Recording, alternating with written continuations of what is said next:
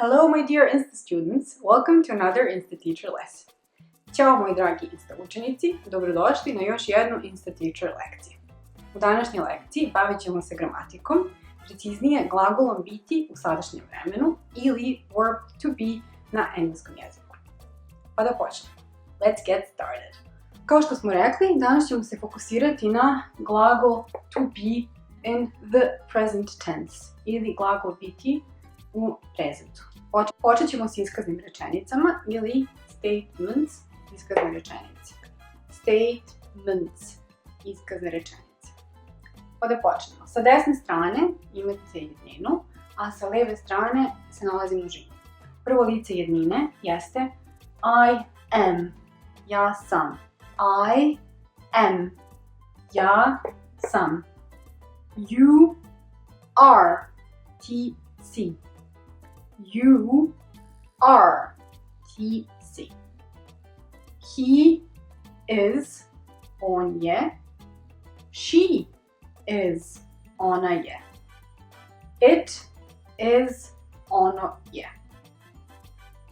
Množina. We are, mi smo. You are, vi ste. They are, oni su. Da ponovimo ovo još jednom. I am, you are, he is, she is, it is, we are, you are, they are.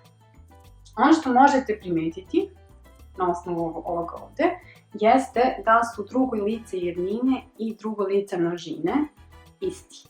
You are, you are.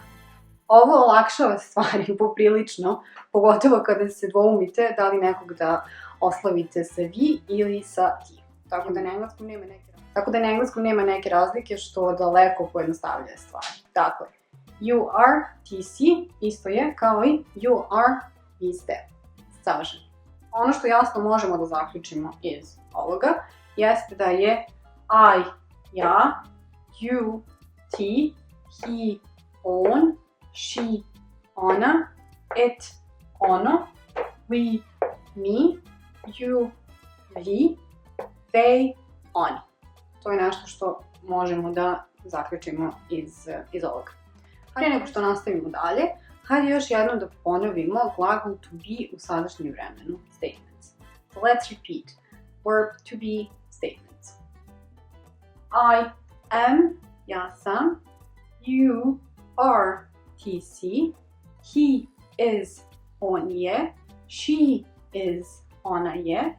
It is, ono je. We are, mi smo.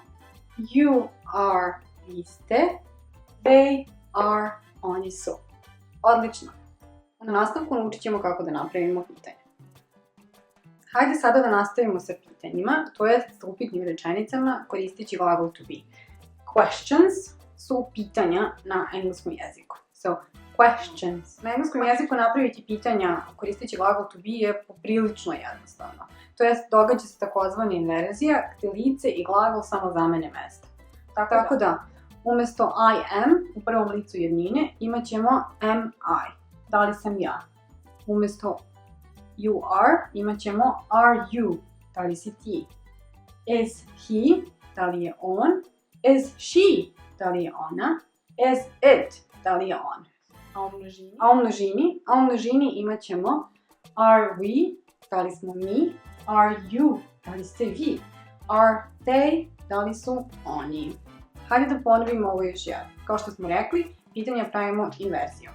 Stoga imamo am I, are you, is he, is she, is it.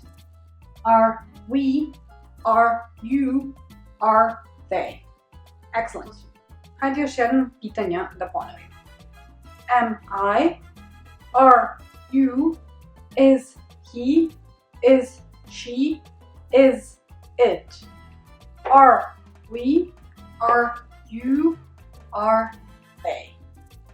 Ono što možete da primetite jeste da je ovde zajedničko svuda are, što olakšava stvari, da ovdje imate zajedničko is i da jedino što dodatno morate da zapamtite jeste ovo am. Am I, are you, is he, is she, is it, are we, are you, are they. Sada ćemo nastaviti sa odrečnim rečenicama u glagolu to be. Hajde da nastavimo sa negativnim rečenicama, odnosno odrečnim rečenicama, koje se na engleskom kažu negative sentences. So, negative sentences ili odrečne rečenice. Negative sentences. Dakle, negacija na glagolu to be je na sljedeći način. Iskazni oblik, ako se sećate, I am, na taj iskazni oblik dodate samo not. I onda to poprilično olakšava način na koji ćete ovo zapamtiti. Dakle, I am not, ja nisam, you are not, ti nisi. He is not, on nije, she is not, ona nije. It is not, ono nije. We are not, mi nismo. You are not, vi niste. They are not, oni nisu. Hajde da ponovimo još jedno. I am not, you are not, he is not, she is not, it is not. We are not, you are not, they are not. Primijetit ćete ovo not, svuda, koja označava negaciju. I tako manje više u svakom vremenu pravite negativan oblik. Tako da je to jako bitno zapamtiti već sada jer će vam trebati i kasnije. Prije nego što nastavimo sa primjerima, hajde da ponovimo odrične oblike, negative sentences, u glagolu to be, još jedno. I am not, ja nisam. You are not, ti nisi. He is not, on nije. She is not, ona nije. It is not, ono nije. We are not, mi nismo. You are not, vi niste.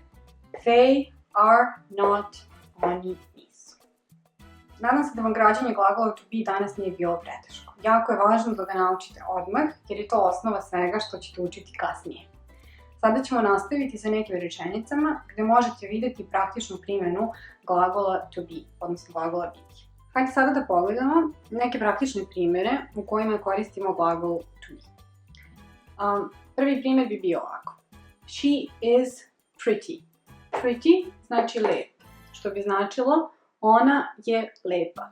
She is pretty. She is, to je iskazni oblik glagola to be. She is pretty. Ona je lepa. Sličan primjer imamo ovdje ispod. He is fast. Fast znači brz. He is je glagol to be u sadašnjem vremenu. He is fast. On je brz. He is fast. On je brz. Imamo ovdje dva primjera sa pitanjima. Are they old? Old znači star. Are they old? Na ovo pitanje možete odgovoriti potvrdno ili negativno. Ja sam odabrala da odgovorim negativno. No znači ne. No, they are not old. No znači ne.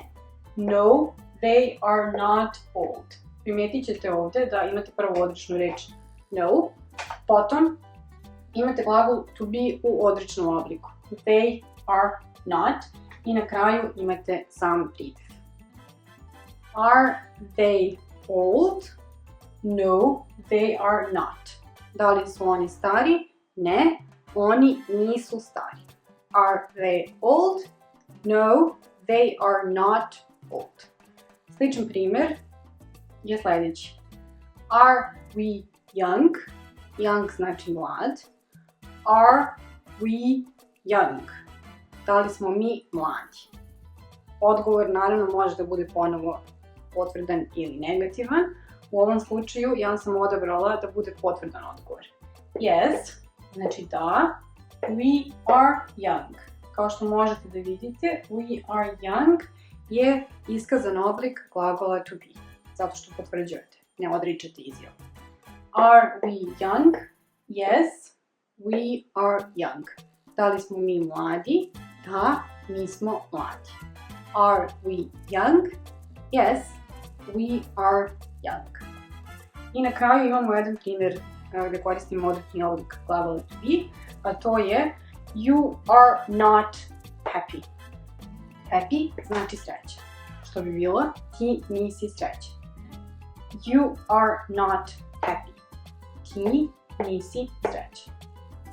You are not je određeni oblik glagola to be. S ovim smo završili današnju Insta Teacher lekciju. Nadam se da ste uživali i da ste naučili nešto novo.